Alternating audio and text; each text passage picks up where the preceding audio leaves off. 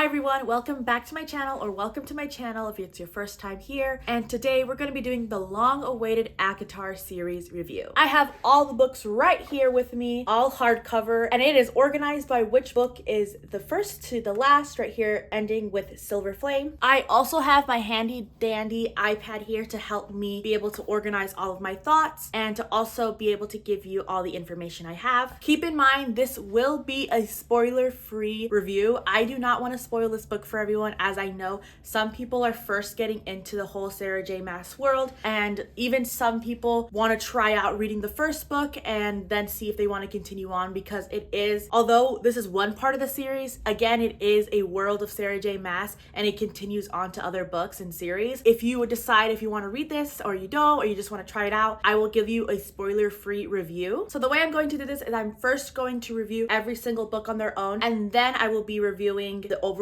series, and at the very end I'll let you know if it's all worth it. But at the end of the day, it is all up to you. You know yourself better than I do, and so let me just give you all the information and everything that I loved or hate about the series. Starting off, this is a 5-book series, so there are 5 books out, technically 4 if you don't count the novella, but you must read the novella in order to get you into the last book. If you haven't already seen all the countless videos on TikTok or all the celebrities talk about A Court of Thorns and Roses, it is based around fairies. And it also based around a certain character, which her name is Farah, and she's a 19-year-old hunter. And one day she sees a terrifying creature and ends up killing the creature, and that begins her whole journey into the whole fairy lands and working with the humans, trying to be able to manage both worlds and save the entire world, with also some internal conflict of herself, her partners, and also her sisters. And that is where we start out this entire series, which is A Court of Thorns and Roses, the name of the series and the first book of the series. I read A Court of Thorns and Roses back in June 2023. It honestly was really good to me. I quite enjoyed the first book. I know a lot of people say it is a little bit slow.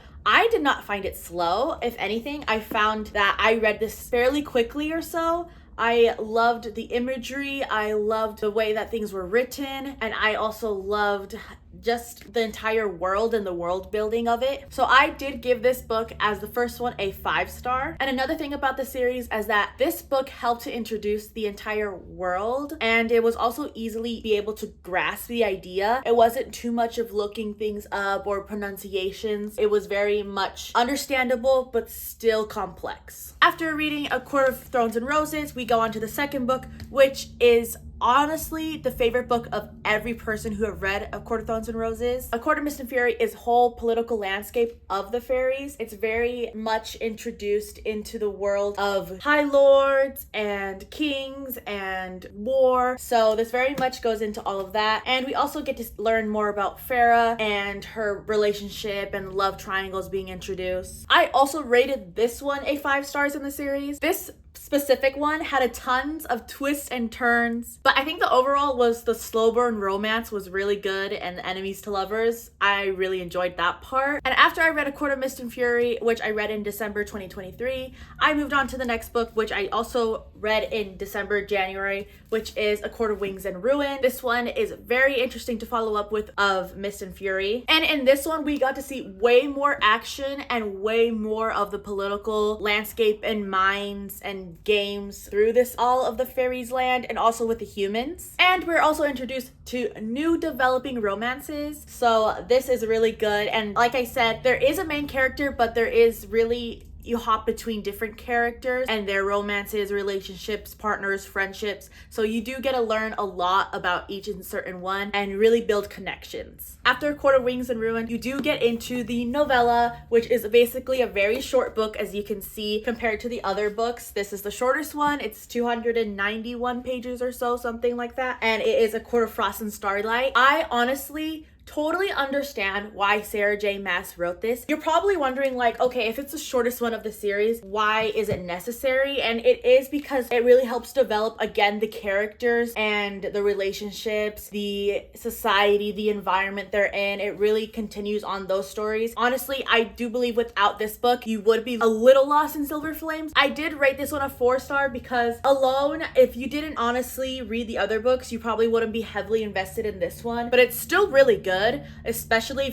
if you're this far into the series, you will love this one. But out of all of them, was it like super duper amazing? I don't know. I quite enjoy character development, so that is why this one still gets a 4-star for me. Do know that some people, once they get to the novella, they kind of struggle a little bit. Even though it's short, it's not really included into the whole overlying storyline, so they kind of slow down there and then they get back into it to the last book. But I definitely see why Sarah J Maas wrote this. I understand what it was needed for, the transition in the story. I do, however, want to mention that this is interesting because it was written outside of the point of view of just the main character, Farah. It is written into like a third person book, so you could really get other people's point of view, get to understand other things that are happening within their whole group. After the novella, of course, we move on to the last book of the series, which is A Quarter Silver Flames. And honestly, this book is genius. I think this is really what true writing is, because we start by honestly changing the whole main character of this book. So from the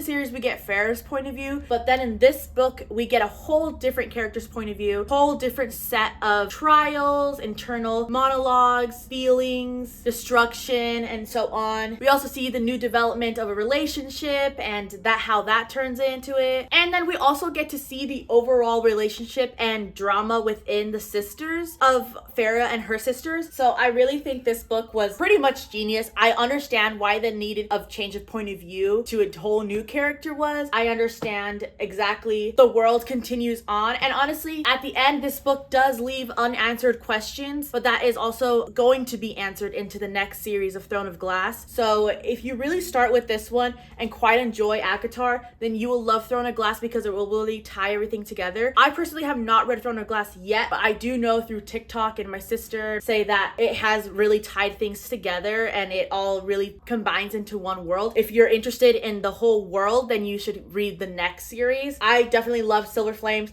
This is a 5-star read for me. I, going to be honest, didn't like the first 10 chapters, and then I understood. It's like I didn't like it, and then I was like, no, I get it. Now that I've run you through all the books and my overall feelings, I want to talk about what are my 2 top favorite books of the series. Obviously, my favorite book of the series is Of Court of Mist and Fury. Are you kidding me? Like, this book had everything. It touched on almost every single trope. Court of Mist and Fury is my top book of the entire series. My second favorite book of the series is, of course, A Court of Silver Flames. Again, I can't stop talking about this one. It is genius. But right now, Of Court of Mist and Fury takes the top of all the books. It is the best one, truly, of the series. Now let's talk about overall the series and what I rate the entire series, what I think, and final thoughts. Overall, I would rate this entire series a 5-star. Again, so much character development, so much world building, not to mention the spicy level. The spicy level, truly, Sarah J Maas brought the bar up, because a lot of people are like, oh, you're just reading fairies having sex. Yes,